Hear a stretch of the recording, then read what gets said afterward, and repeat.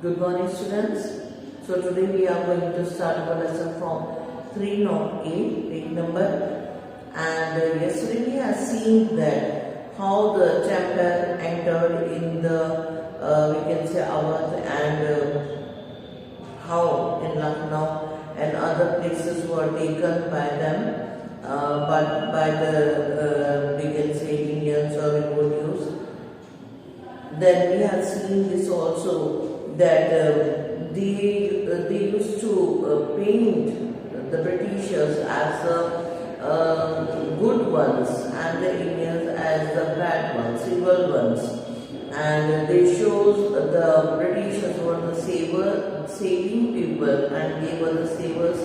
saviors at that time. So today we are going to see it more elaborately how they started to speak about the British people as a savior. So English woman and the honor of Britain. यहाँ पर इन अंग्रेजी औरतों को Britain का सम्मान माना गया है कि किस प्रकार से ब्रिटेन की जो औरतें थी वो जो अंग्रेजी औरतें थी वो ब्रिटेन के सम्मान के रूप में थी, और अंग्रेजी औरतों के साथ भारतीय जो हमारे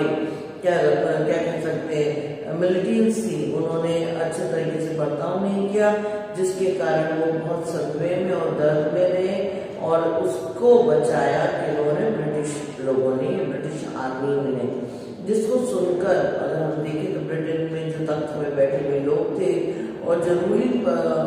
सिस्टम थे ब्रिटेन के, बड़ी इनकी क्या कह सकता मतलब इनकी तारीफ और इनके रिस्पेक्ट वो करने लग गई। तो अगर हम इसे देखेंगे, newspaper report how a power over the public imagination. सीधी सी बात है, अखबार जो है वो क्या करता है, लोगों के दिलो दिमाग में बहुत भारी असर डालता है और इमेजिनेशन। लोग ये मानते हैं कि अखबार सच ही बोलता है, परंतु आजकल ऐसा दिखने में नहीं लग रहा है। The shape feeling the attitudes to event then infamily, particularly by the tales of violence against the women and children, they were public demands and the British for the revenge and retributions. अगर हम देखें तो अखबार में औरतों के साथ, बच्चों के साथ बुरा व्यवहार होता हुआ अखबार में छपने लगा, जिसके कारण लोगों की डिमांड बढ़ती चली गई ब्रिटेन में भी, और इंडिया में भी लोग जो ये मानने लग गए थे कि मिलिटेंट्स या विद्रोही जो है वो क्या है बेतरतीब लोग हैं, ये जो है ये बारबेरियंस हैं, और ये नहीं किसी के साथ सम्मान करना या तमीज से रहना नहीं आता। और इसीलिए ब्रिटेन में ये आवाज पुरजोर हुई कि भाई जो है इसका बदला लेना चाहिए और इनको इनकी पनिशमेंट देनी चाहिए। The British government was asked to protect the honor of innocent women and ensure the safety of helpless children. British government ने खुद जो ईस्ट इंडिया कंपनी और ब्रिटेन की जो बटालियन इंडिया में काम कर रही थी उस समय, उनको बोला कि आप औरतों की और बच्चों की जान माल की रक्षा करें। Then artists expressed as well as shape these sentiments through their visual representation of the trauma and suffering. इसके अलावा अगर हम देखें तो औरतों के जो जीवन में क्या क्या हुआ और उस समय क्या नहीं हुआ, सबका पेंटिंग जो है उन्होंने क्या कर दिया, बनाया कि किस प्रकार से सदमे में और डर में वो औरतों का जीवन उस समय था। The memoriam was painted by the Joseph Neal Patton 2 years after the minute. You can see English women and children handled in a circle, then looking helpless and innocent, seeming waiting for the inevitable dishonor, violence, and death. Then immemorable moment does not show glorious violence. It only suggests it is a strip of the spectacular imagination, the seeking of the provoke anger and fury. It presents the rebel and revolt the Britishers, even though the remark remain visible in the picture. In the background, you can see the Britishers recuse the force arriving as a savior. So यहाँ पर अगर हम देखें तो एक painting है जिसका नाम क्या है, मेमोरियम जो था Niyol pattern, Joseph Niyol pattern के द्वारा बनाया गया था, जिसमें एक चित्र दिखाया गया है कि औरतों का एक ग्रुप जो है वो एक कमरे में अपनी इज्जत बचाए बैठा हुआ है और उनके बच्चे और औरतों ने अपने आप को एक घेराव में, एक दूसरे के पास घेराव में डाल रखा है और दर्द और तकलीफ और होपलेसनेस उनके चेहरे पे दिखाई देता है, परंतु उसमें ये कहीं पर भी स्पष्ट नहीं होता है कि किस समय का हकीकत है या सिर्फ एक क्या कह सकते हैं इमेजिनेशन है, एक पेंटर की इमेजिनेशन के ऐसा हुआ होगा। ओके, तो यहाँ पर उस इमेजिनेशन के अकॉर्डिंग उन्होंने उस पेंटिंग को करके दिखाया, जिसमें अगर आप देखें तो यहाँ तक भी दिखाया गया कि एक औरत के हाथ में बाइबल है जो उसको पढ़ रही है ताकि वो क्या हो सके, मरने से पहले अपने आप को गॉड के हाथ में सौंप सके। अल्टीमेटली वो इस सारी चीजें दिखाकर ये बता रहे कि भैया हमारा जो हाल है वो बहुत दर्दनाक है। ये 2 साल बाद जो है बनाई गई पेंटिंग थी, परंतु उसके अंदर अगर आप पीछे का दरवाजा खुलता हुआ देखें तो वहां से सिपाही दौड़ते हुए आ रहे हैं और उनके वस्त्र लाल रंग के, और लाल रंग का वस्त्र जो है वो ब्रिटिश बटालियन का होता था, यानी कि वो लोग इनको बचाने के लिए आ चुके हैं, वो सेवियर है। ओके, इसके बाद पीछे का पेज पलटिए, आपको वहां पर भी अच्छे से दिखा देगा कि miss Wheeler defending herself against the saviour of Kanpur. यहाँ पर एक तस्वीर बना हुआ जिसके अंदर एक औरत है, नीचे बाइबल गिरी हुई है, उन्होंने उनके धर्म की इज्जत नहीं की, उनके बाइबलों को भी फाड़ा फेंका और वो जो औरत है उसको बर्बाद करने के लिए, उसके साथ बुरा करने के लिए जो मिलिटेंट्स आई थी, उस औरत ने बंदूक से उन सबकी हत्या कर दी और अपने आप को क्या कर रही है, अपनी इज्जत को, अपने आप को बचा रही है। सब एक पेंटिंग के रूप में पेंट किए गई तस्वीरें हैं जो कि अंग्रेज सरकार और उस समय के लोगों के लिए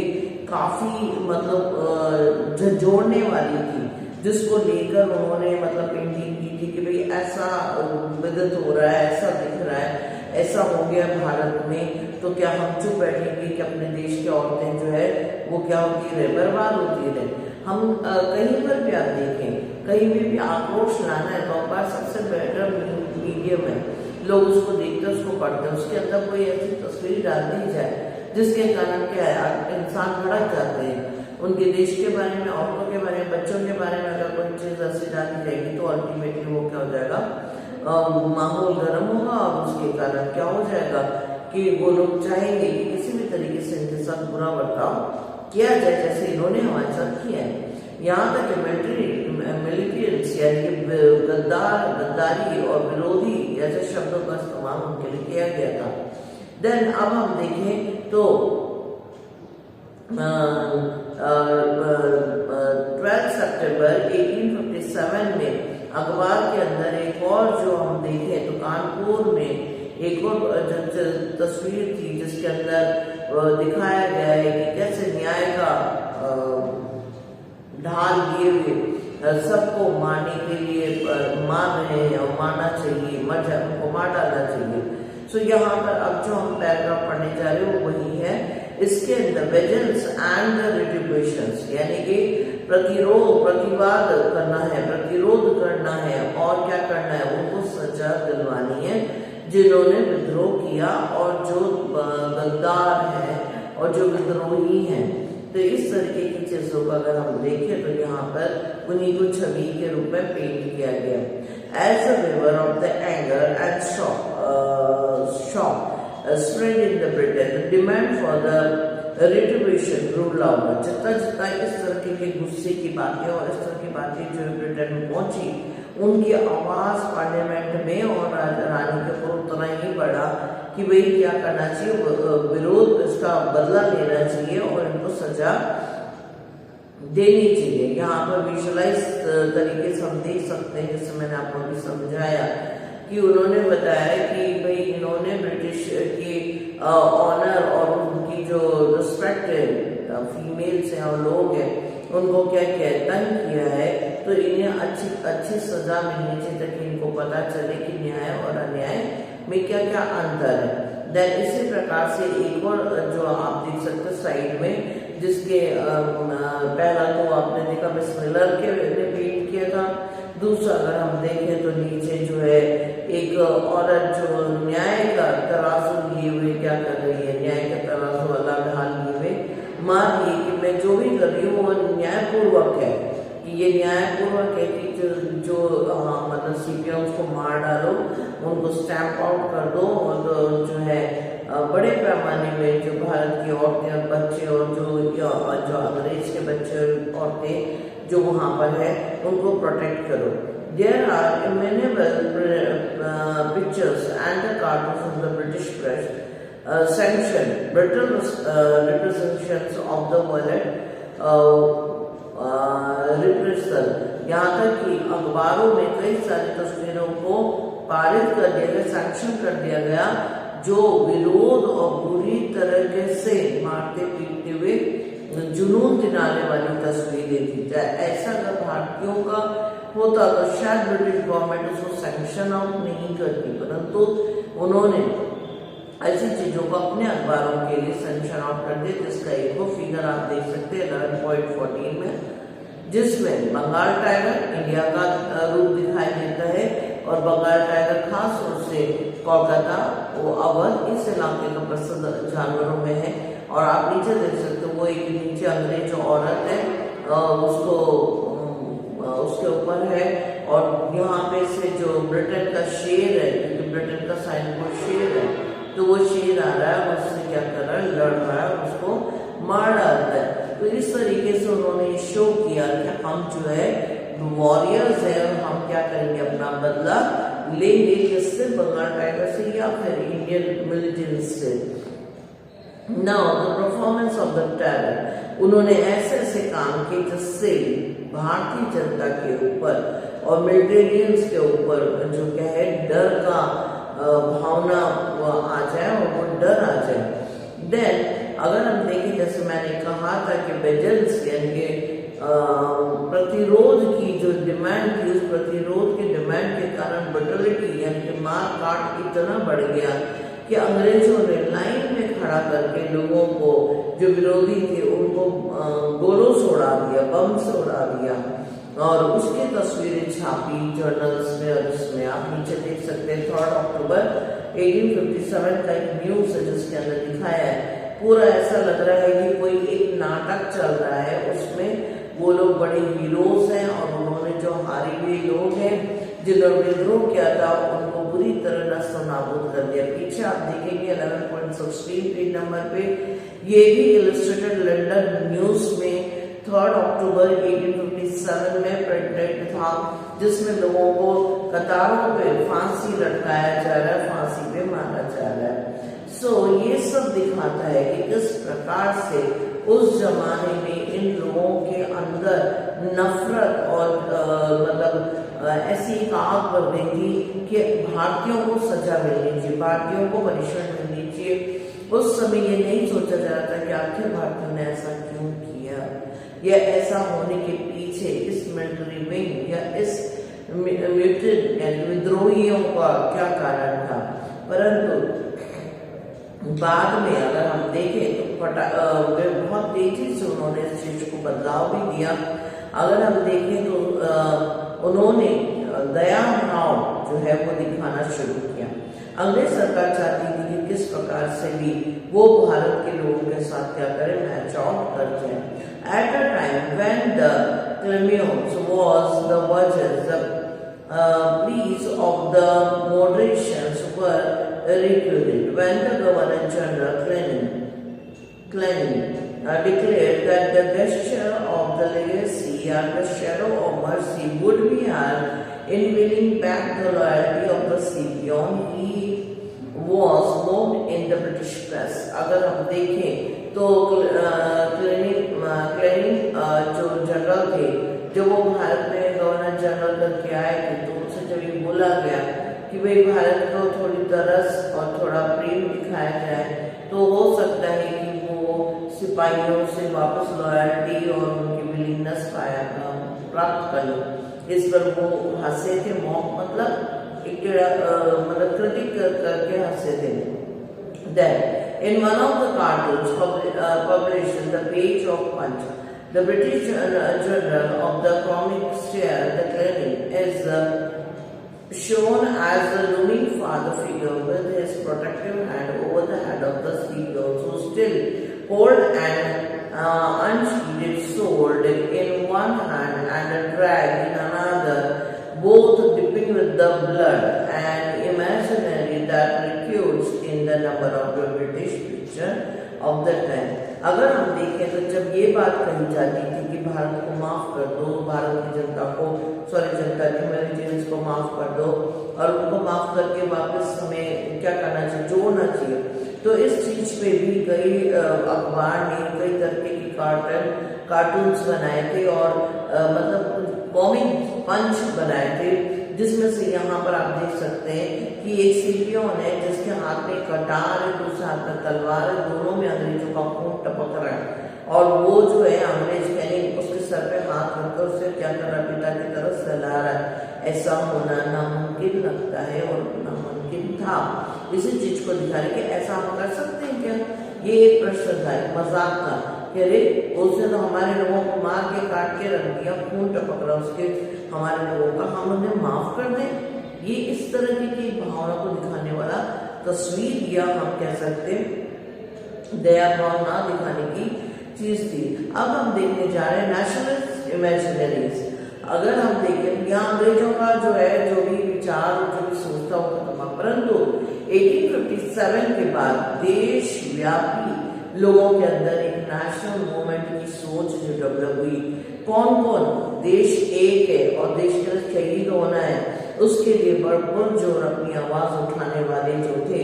उनके बारे में अगर हम देखें तो आज भी हम लोग इनको सल्यूट करते हैं और करना ही चाहिए, क्योंकि इन्होंने देश की जो भावना को, देश की मिट्टी को सम्मान दिया, देश को अपने अपने मतलब नजदीक पाया कि हाँ हमें देश की स्वतंत्रता के लिए काम करना चाहिए। देन भली वो हारे भली वो मरे और उनका नाम कोई तो याद नहीं करेगा, परंतु फिर भी that time we want that. Okay, then हम देखेंगे नेशनलिज्म मूवमेंट जो है 20th century due inspiration from even 1857 में जो घटित हुआ वो आज भी हम क्या करते हैं उसको इंस्पायर होते हैं, उससे हमारे देशभक्ति की भावना मिलती है, क्योंकि ये जो है नेशनलिज्म के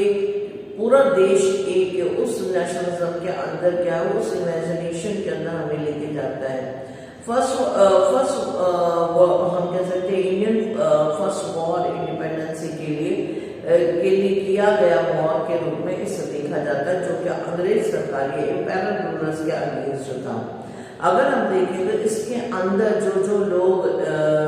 बैटल में आए और जिन्होंने अपने आप को हेरेटिक फिगर्स के रूप में, इंडियन फिगर्स के रूप में इस बैटल में शो किया, आज हम उन सबको क्या करते हैं, राइट मानते हैं और उनके रिस्पेक्ट करते हैं। उनके ऊपर कई प्रकार की कहानियां, हेरेटिक्स, पोएट्रीज, आजकल तो मूवीज जो है वो बनी है, टीवी सीरियल्स बने हैं। जैसे आपने सुना होगा कि झांसी की रानी, उनका कितना हेरेटिक सिस्टम के रूप में देखा जाता है। एक औरत जो है वो युद्ध कर रही है, परंतु ना सिर्फ झांसी की रानी, अवध की बेगम भी जो थी वो काफी हिम्मत वाली थी और वो भी जो है इस युद्ध के अंदर समान खड़ी थी। सुभद्रा कुमारी चौहान की जो कविता है आज भी बच्चों के अंदर जोश भर देती है कि खूब लड़ी मर्दानी, वो तो झांसी वाली रानी थी। अगर हम देखें तो इसी चीज को पोर्ट्रेट करके लाल बहादुर शास्त्री ने और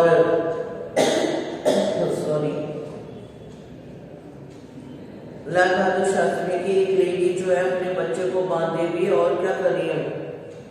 न्याय के लिए लड़ रही है और वो क्या कर रही है, अपने देश को सम्मान दे रही है। सो यहाँ पर ये लेसन कंप्लीट हो गया आपका। सॉरी, आपको इस लेसन के नोट्स कंप्लीट करके रखने हैं क्योंकि जब मैं आपसे कॉपीज मांगूंगी तो how to give me. Not only this, आज है आपकी तारीख 28, ओके। 28 तारीख को मैं आपको कुछ होमवर्क बड़ा वाला वर्क दे रही हूँ। कम टू पेज नंबर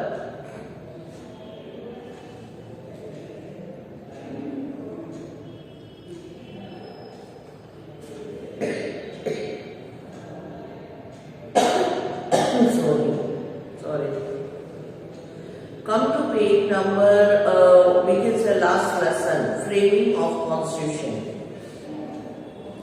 ये फ्रेमिंग ऑफ कॉन्स्टिट्यूशन वाला लेसन आपने 10th में भी पढ़ा है, 11th में पूरी डिटेल्स में पढ़ा है पॉलिटिकल साइंस में, ओके। और आप सभी के पास पॉलिटिकल साइंस है, आप लोगों से खास बात करें। आप इस लेसन का मुझे नोट्स बनाकर जब मैं मांगूंगी आप अवेलेबल करेंगे, ओके। सो ये लेसन और जब ये कंप्लीट हुआ वो लेसन, वो दोनों के नोट्स आप रेडी रखिए। Maybe in the second week of December I will pass, okay। That's all for today।